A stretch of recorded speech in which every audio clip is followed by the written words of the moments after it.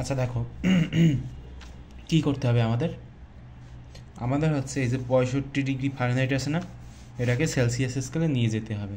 তো দেখো আমরা কী সূত্র জানি, এই ধরনের সূত্র কিন্তু আমরা সবাই জানি যে C/5 ইকুয়ালস টু হচ্ছে তোমার F-32, নিচ্ছে হবে কত 9। আচ্ছা, তো ভালো কথা। এখন এই যে 65 ডিগ্রি ফারেনহাইট না, এটা হচ্ছে তোমার সূত্র, ঠিক আছে? এই সূত্র সবসময় মনে রাখবা। এই সূত্র তোমাদের বইতে দেওয়া আছে, তাছাড়া আমি কিন্তু এর আগেও ভিডিও তৈরি করছিলাম, সেখানেও কিন্তু এই সূত্র দেখিয়েছি। তো দেখো এই সূত্র দিয়ে তোমরা কীভাবে এই যে সেলসিয়াস আছে না, সেলসিয়াস স্কেলে 65 ডিগ্রি ফারেনহাইটকে কনভার্ট করবা।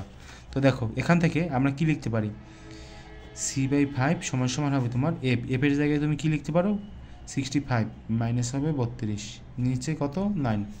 ক্যালকুলেশন করো, C/5 সমান সমান 65 মাইনাস 32 দিলে কত হয়, 65 মাইনাস 32 দিলে হবে তোমার 33, নিচে হবে 9।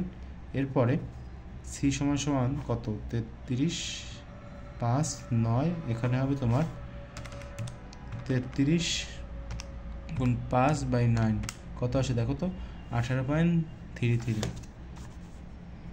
এখানে যত আসবে সেটা হচ্ছে 18.33 ডিগ্রি সেলসিয়াস।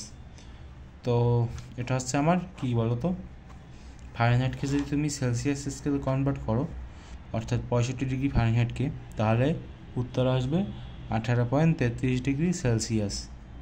ঠিক আছে? তো এরকমভাবে তোমরা কনভার্ট করতে পারবা।